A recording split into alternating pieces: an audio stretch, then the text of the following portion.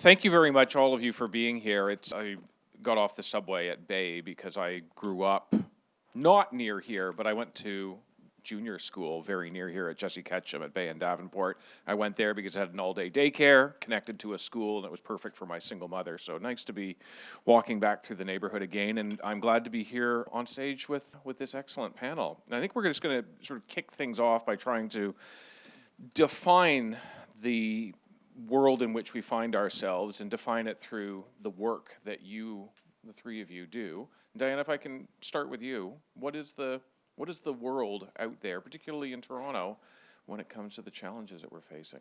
And keep it to 20 seconds. Oh, dire, the end. It's incredibly dire. We already heard that we have about 12,000 people in the shelter system, but I was just looking at the numbers in the City of Toronto budget, and what it says is that we had over 20,000 people call for a shelter bed in the city, 73% of whom weren't able to access a bed when they needed it. That is outrageous.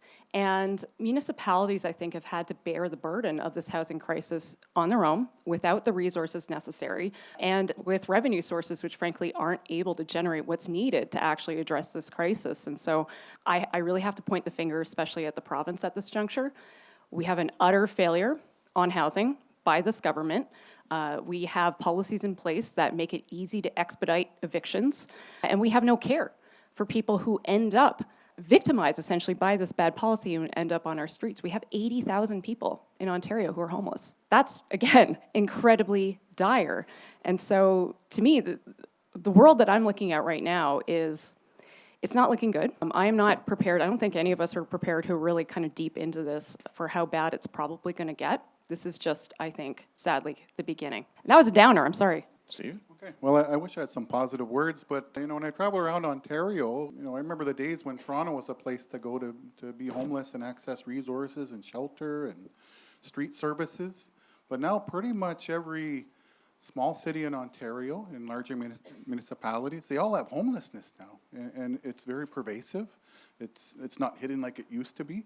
I was just in Kenora on the weekend, and I was, it was minus 35 on Saturday there. All the homeless people I saw there, they were all Indigenous, all First Nations. Not a single one was non-Indigenous. And, it's just a major problem everywhere we go. I think once Ontario divested in social housing back in the early 90s, that's when we started this trajectory that we're in now. That can also be said right across the city of Toronto, I think, as well. In the greater Toronto area, Oshawa is one great/terrible example of that, right? Yeah. Alex? Well, I guess if I can add to the general bad news, while Diana and Steve are doing their work, my job is to write about things and to look ahead. And I think the forecast for the next couple of years is grim, not only because the prospects for increased resources being devoted to shelters and to supportive housing are not great, but also because the amount of housing we're building in the city and across the province has dropped precipitously, and it's far less than what we need right now. And I think what we've seen over the last generation is that the continued and growing shortage of housing has weighed on people further and further up the income ladder, if you will. And people who have more are displacing people with less all the way down. And that pattern is only going to get worse as housing gets more even tighter over the next couple of years. While we're still at the macro, and maybe I can cascade back down to you, Diana, and get us to the micro, we have talked, it's just in my job, we talk about the words housing crisis constantly, and the red tape's being cut, and 1.5 million homes in 10 years, and we're on track, we're hiring everybody, it's going to be fine, and yet it's not fine, and people still can't find an affordable place to live, people are being priced out, people are being pushed out. Why is it in the face of what seems like political will, at least superficially, that things aren't changing?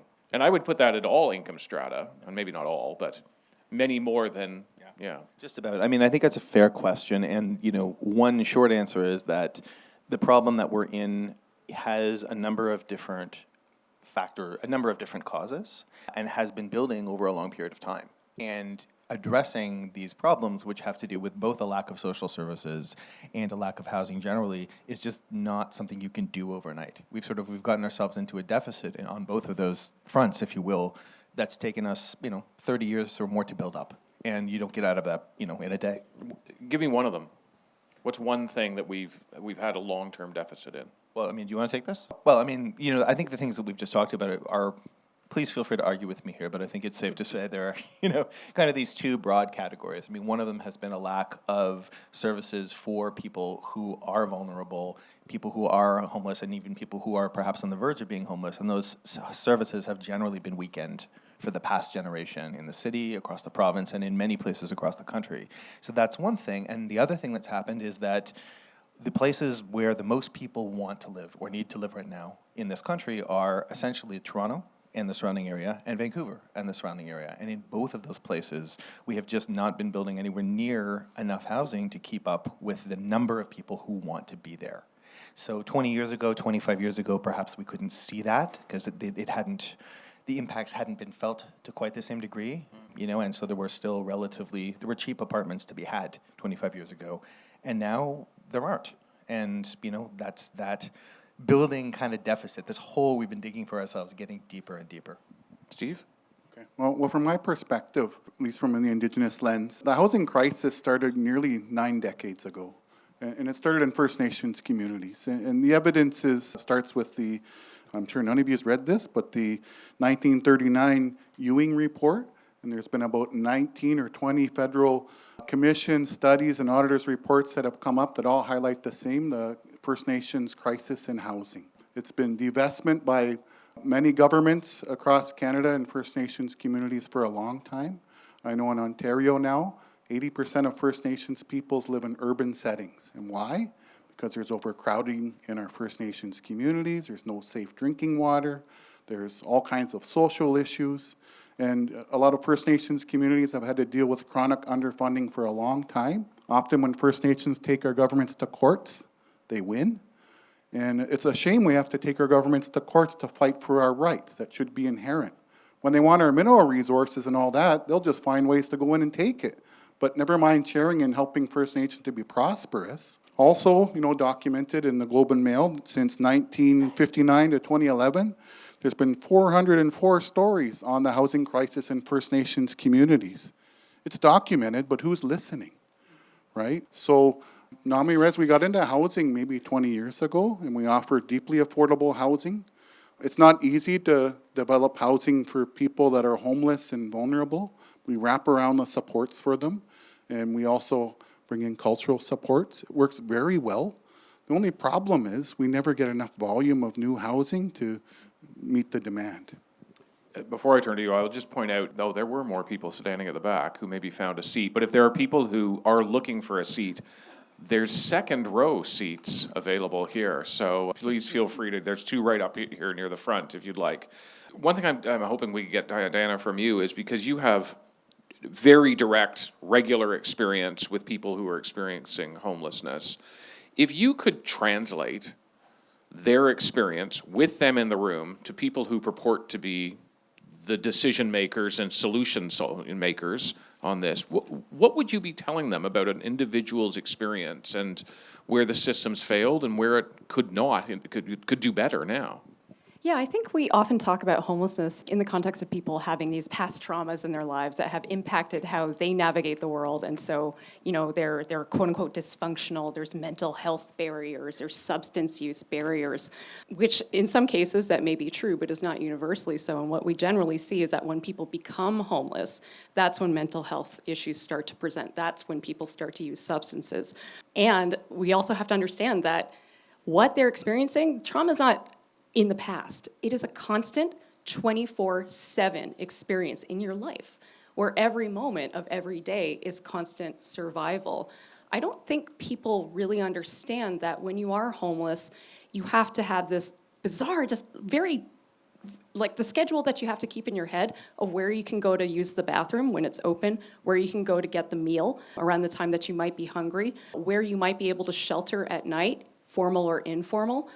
People walk for kilometers every single day to access these very basic things that we take for granted because I can just eat what's in my fridge. I can sleep in my bed at night. I don't have to traverse the entire city all of the time and not sleep regularly trying to get those very basic needs met.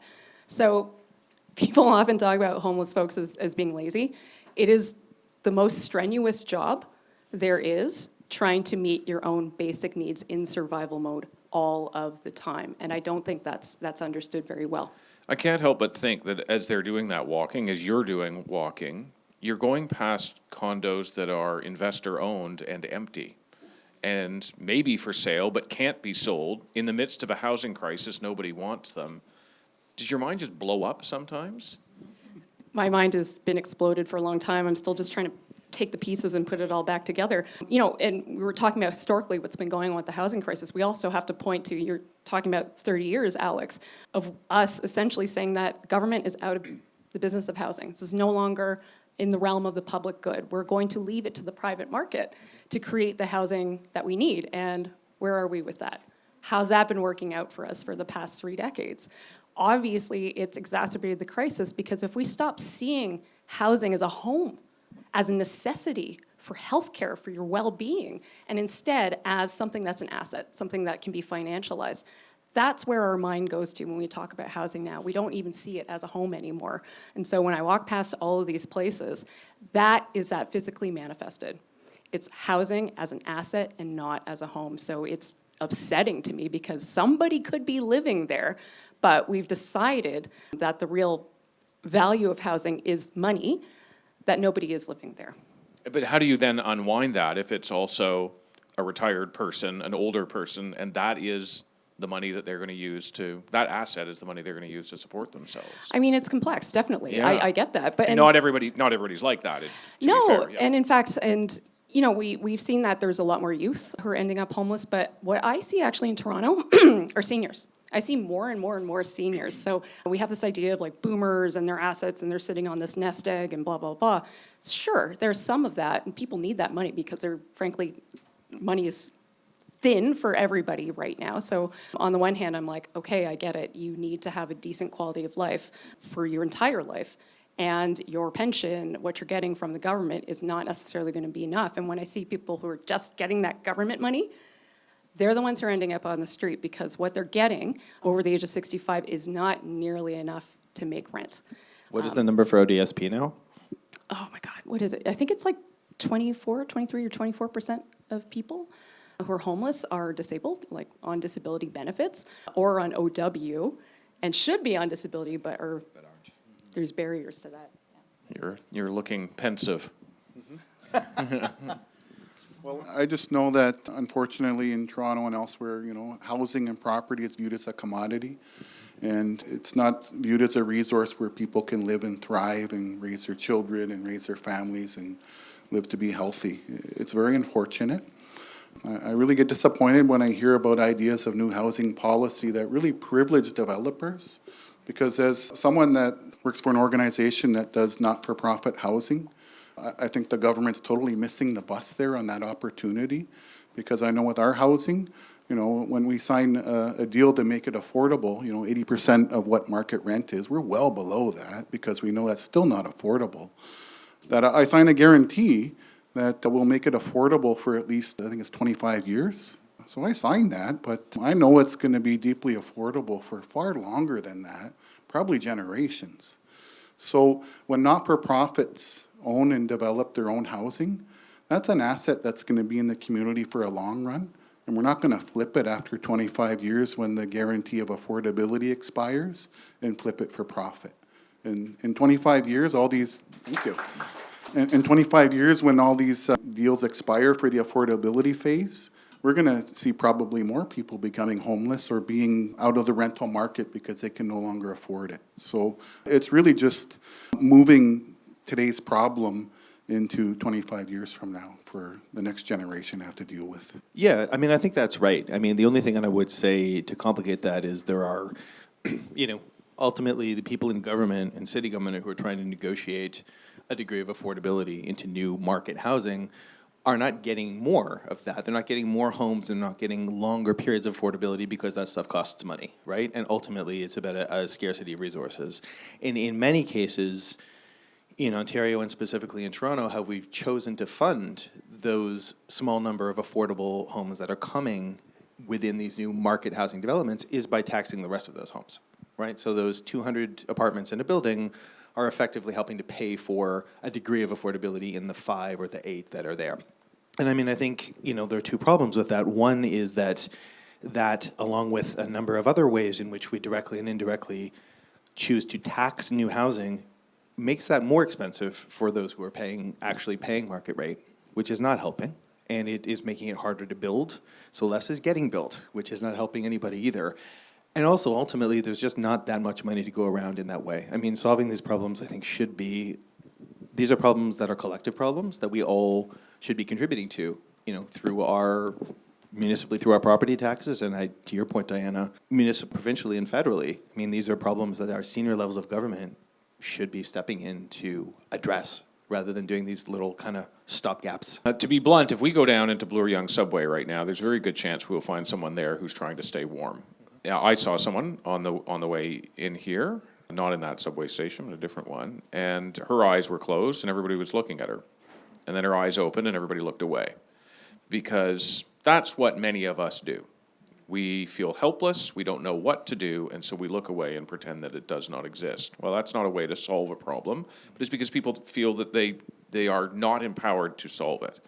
Let's shift from talking about the problem, which is important, to talking about places that you might see solution.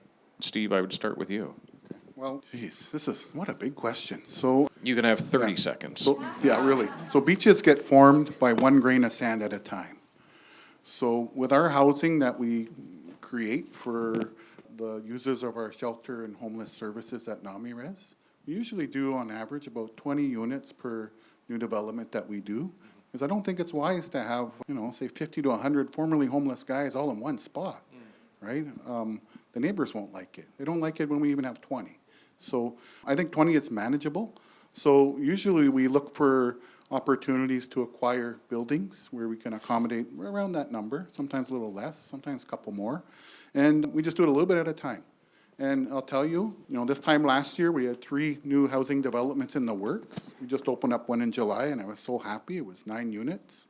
We made 9 guys who used to use our shelter services or our street outreach services no longer homeless. And they have rents that they can actually afford.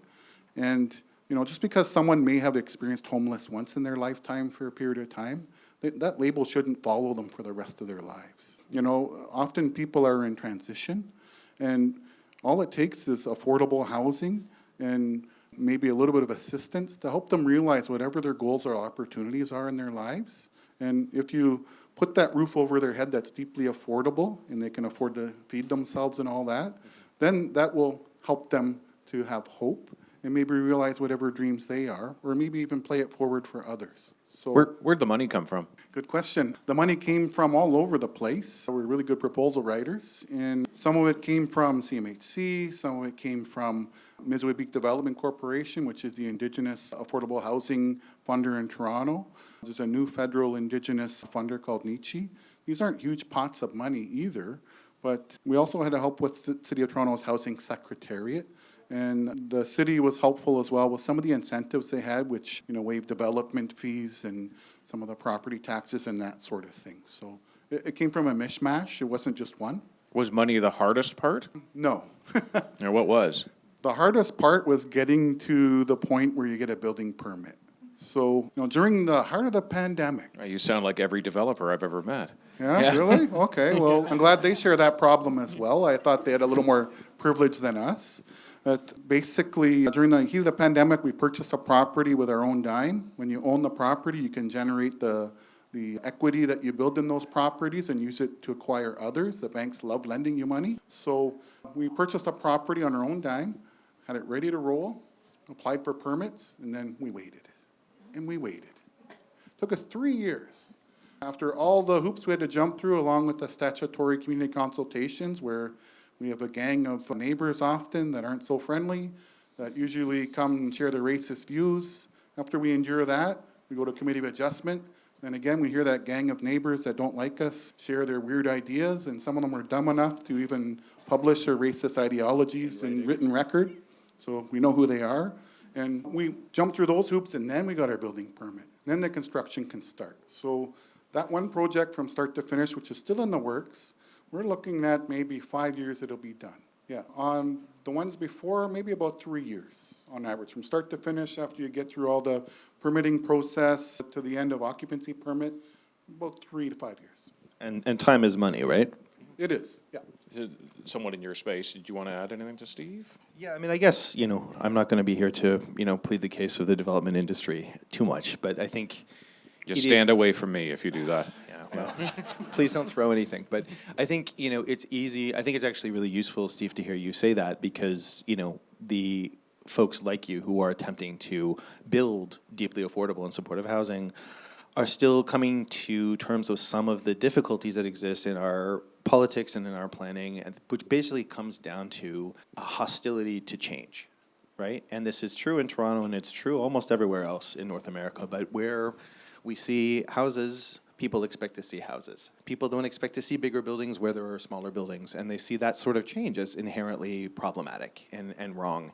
And we have, over the last 50 years, put together a lot of stuff that reinforces that point of view. And the landscape that we live in now is one where, most of the city that we live in physically isn't supposed to change. Big buildings go where big buildings are. Of course, if you're a tenant in an existing apartment building that has, that's 20 stories tall, somehow it's fine to evict you temporarily, tear down your 20-story building and build a 40-story building because that is good planning and makes sense somehow, which has never made any sense to me. Long story short, I think we've got a lot of rethinking to do about how we choose to organize ourselves physically. And I think the short version of that is that we need to be willing to accept a lot more change, and change of different kinds, to allow more people in all kinds of housing to find places to live, and to find places to live in the neighborhoods and in the blocks and in the streets that have amenities, that have the stuff that people need, where they can find work, that are nice places to live. It's a tall order.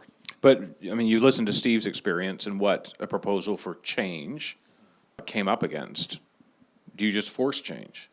Well, there's stuff that's happening. I mean, the City of Toronto now is making some efforts to change its approach to development. I think maybe the results have been a little bit overstated so far, but there are efforts being made to sort of reform all of these complicated processes, all of these hoops that need to be jumped through by, big developers, and also apparently by NAMRES. And I think that kind of reform, we just have to be careful, I think, because there's been a conversation, as you say, we've been talking about this stuff. There's been so much discussion about planning reform and zoning reform and development charges now, and all of this, stuff that nobody really cares about. And it's a foreign language to most people, right? Yeah. Right, and and not a particularly interesting one, right? It's a lot of jargon, but I think the danger that we're in now as a society is that we've had these conversations, and most of us who are more comfortable, perhaps, especially older folks who haven't been in the housing market for a while, don't appreciate the degree of the problem, or the degree to which the problem has gotten worse, even in the last 5 or 10 years. I mean, I'm in my 40s, and my experience 15 and 20 years ago, it might as well be a century, I mean, the degree to which the market has changed, even for people who are doing pretty well. And so what I would argue is that we need to continue to be really aggressive about the change we need to make, and not settle for small things, and not to assume that, because it's now sort of maybe allowed to build a triplex in more parts of Toronto, that the problem is solved, because I don't think that it is. You've got an open field. Go ahead. Well, okay, we're arguing from the development side. I'm going to argue from the end user side, which is to say the people I'm working with who are homeless. So we're aside, I have degrees in design for some reason, which I do not utilize except to judge some of this competition. I don't. Okay, there we go. I don't know why. It's fine. And okay, so a little bit of an aside. I wrote my thesis on the ROM, of all things. I'm a museologist. I didn't just make that up. It's a real thing. It's somebody who studies museums. And so when Daniel Leafskin scribbled on his napkin and designed what is now the structure, the crystal of the ROM, no one talked to anyone who works in a museum about how this would impact collections. Mm-hmm. And so, when you're a museologist, you think about climate control, you think about UV light, exposure of the artifacts to these different things that can degrade them ultimately. And that structure, you cannot climate control it. It's impossible.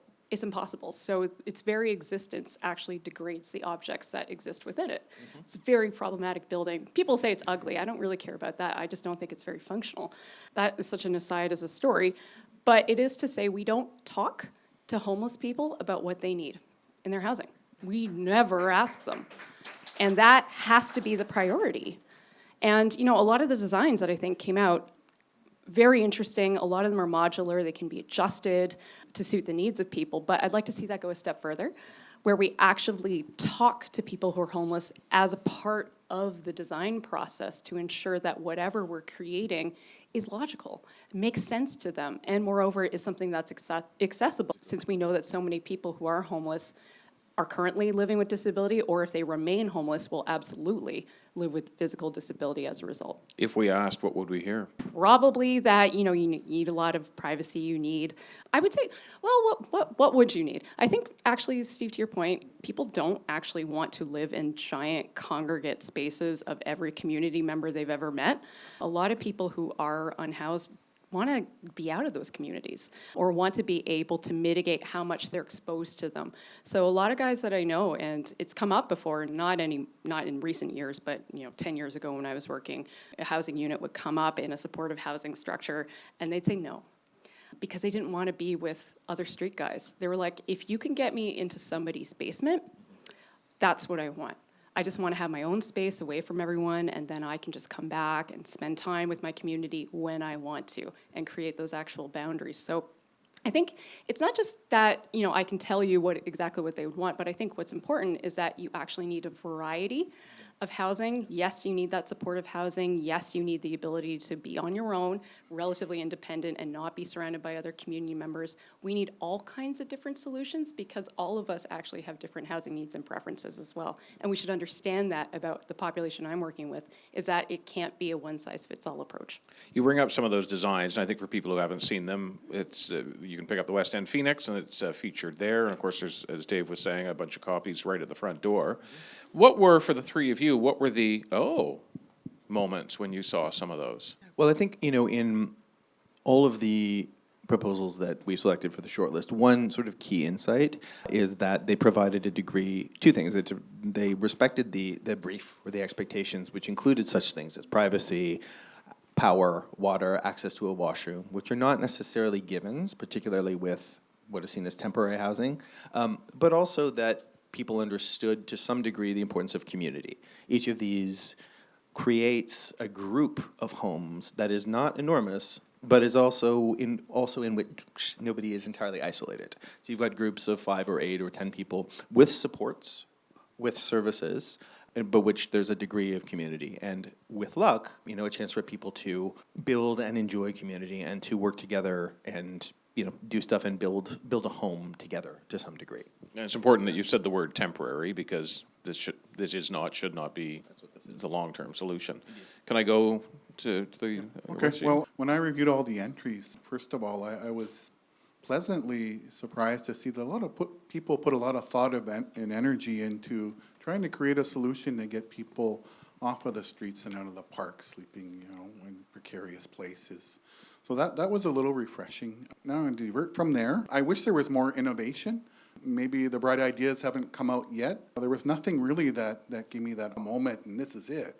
But again, some of the things that I did like that I thought, oh, what a good idea, was potentially using existing parking garages as spaces to place structures such as shipping containers or build spaces there and bring in the supports for folks. But then I thought, wow, will the city ever allow this with all their regulations and the politics around it? That's a whole other mess. But I thought that was sort of innovative. It could be a solution if the political will was there, that we could do it tomorrow. I like that there was thought into all the amenities that would be needed to live comfortably in a space. And then some of the structures that I saw, some were portable, and I like that. So, if you set up in one neighborhood and then all of a sudden feel overwhelmingly unwelcome, you can move along somewhere else until you feel that feeling again and then go somewhere else. So that was interesting. I would say, what struck me about some of the designs, flexibility. So modular was a big part of that, being able to swap out certain amenities, like certain walls would have panels with particular amenities like a sink, but if you didn't need that, you could swap it out for something else. I like that kind of flexibility for people, because then we can at least create structures that meet each individual person's preferences. So I like that, but I think I think dignity, seeing that some of the spaces were actually quite beautiful and well-designed and really honoring people's autonomy, but also bringing in social skills, things like gardening, communal activities as well. Again, understanding that these are communities, these are human beings. You have psychosocial needs, I have psychosocial needs. These things are being integrated into the designs themselves, and so that to me was really important. Again, I can't say necessarily it's what everybody would want, but we're thinking about it. And we're thinking more than just, here is a basic four-walled structure with a roof. Also, we have these other things that meet your other needs even beyond that, and beyond those emergency needs. So I saw that in some of the designs, and I quite appreciated it. I'm going to switch gears for a moment and talk about the need for political will for any of these things to actually happen. And for there to be political will, you have to have public motivation. You have to have the public pushing on the politicians, on elected officials to make things happen. Mm-hmm. And yet we have now legislation, or could have the use of legislation, that would permit the provincial government to say, we're going to clear encampments. Now, I don't know for certain, but I know that this provincial government, like all provincial governments, poll and poll and poll. And so I think there's a fairly decent chance that they have support for that idea. Now, rightly or wrongly, people may not understand the issue. They may think there's some sort of magic rainbow that people are being cleared to. But at the end of the day, over there, yeah, away from what I'm going to see. If that happens, perhaps some people will be less uncomfortable because they won't be walking past people in Pick Your Place. But if they're not walking past people in Pick Your Place, does that remove the public motivation to create political will? This is a can of worms, man. I've been working with homeless people and with encampments specifically and people's rights for years now. And I've seen during, the pandemic is ongoing, but in those initial years, we saw the public discourse change where it was understood that these folks need housing. That is the end goal. It's the only solution, ultimately, that's going to do anything about what we're seeing outdoors. But empathy has been wearing thin. I don't know what's going on with people, but I know that there's a lot of anger and frustration that is being aimed at people who actually have the least amount of resources in our society. So I feel like the public opinion has now begun to shift where this law and order approach, which may be broached by the province if this legislation comes into being, I do think there is significant support for that, unfortunately. But at the same time, I have to admit that it's Bill 242. Yes, it will criminalize homelessness, but really we don't even actually have jails and space in jails if that is what they're proposing as a solution. The jails are full just like the shelters are full. So what you're going to see is that even if police, and I'm not a fan of police, I'll just say that openly, but I also know a lot of police because I've had to work with them over the years, they don't like doing this work. But the ones who will enact the legislation, they're just going to push people around in public. So it's not going to actually disappear the issue. The person who's afraid of the encampment, in the park close to their kid's school, maybe that encampment's actually going to move closer to your house because it's just going to be this whole process of shifting where people are in public without actually invisibilizing the problem. And frankly, you might like it even less in the end result if it's closer to where you are. I had the same conversation a month ago, but instead of homelessness, you substitute supervised injection site. Anyway, very similar conversation. Steve? Yeah, so unfortunately, we have a premier who will make public statements like, they need to get off their asses and get a job. Or, communities don't want used needles in their parks. So the way this trajectory is heading, instead of finding used needles in the parks, we're going to be walking over dead people in the parks. I think people will like that a lot less than they would finding used needles. So Diana and I were just talking earlier. I know at Namires we have staff that work in the jails that bring supports, cultural supports to Indigenous inmates. And I know a number of the provincial jails in this province are full, overfilled. Some of the cells, they have more people than they were designed to occupy. That's not the solution. We all know it, and it's going to create more problems. If we can't build housing quickly enough, I don't think we can build jails quick enough to accommodate the increase. And we don't want that. And we don't want that, no. Well, and jails are more expensive than shelters to run, aren't they? And the reason we have staff that work in the jails is, I view jails as a pathway to homelessness. Just think, if you went to court and you don't have the resources to get yourself bail or have someone that's reputable to give you a surety, you end up sitting in jail doing dead time till you have your trial date. If you're sitting there doing dead time for months, you can't afford to pay rent because you can't get out there to pay your rent. So you become homeless. If you're there 2 years less a day, the maximum sentence for provincial jails, once you get out, you're not going to have a place to go unless you have family that will take you back with open arms, if you have that luxury. So it's a pathway to homelessness. So it's going to be a creation of a vicious circle if we criminalize the homeless. Can I jump into? I mean, you just said jails are more expensive. Yes. Social services are also more expensive. I always think about the work that I do is I need to put myself out of the job. I should not be doing this work. We should not be doing this work. It's ludicrous, actually, that we are. But for some reason, again, to this idea that we financialized housing, we consider it an asset, not a home, people will say, oh, we can't pay for someone else's housing. That's ridiculous. They need to do that themselves. Well, guess what? Your taxes pay for homelessness no matter what. And you pay for it through my salary, through bulking up the shelter system ad Emergency room nauseum, care. emergency room care, policing. You pay for it anyway, and you're going to pay more. So get over that idea that housing is strictly to be financialized, and just build the damn thing. Just build it. Build it. It's cheaper for everybody, and it's healthier too. I mean, we know this, and I think the work that Andrew Bozery is doing, Dr. Andrew Bozery is doing, in getting the University Health Network to get into the business of delivering social housing. There's a tradition of this, of, what is the word, housing as prescription? Is that the right term? So, and that might seem counterintuitive, but, the basic argument is, and it is a very strongly factually supported argument, that, if the hospital system is going to be delivering care to somebody who needs chronic care and is in and out of the ER and needs chronic care over time, that costs a lot of money. And the amount of money it would cost to house that person with supports is a lot less. And obviously, they are a lot better off with the security and safety and care of that situation. So we put a lot of money into healthcare. So the insight is maybe some of that healthcare money should be directed to just housing people instead of triaging their needs and keeping them in a, living in distress. And I think that is, whether that's politically viable, we'll see. But, it makes a lot of sense. And I think it makes a lot of sense to most people. Who has, we sort of wrap up our conversation here, I do see there's some hands there. We're actually not doing questions in this session, but there will be an opportunity I'm going to run away, and then you come and bother them. Yeah. Just as we wrap up our conversation here, who or where is doing something right on the solutions end that we should adopt here?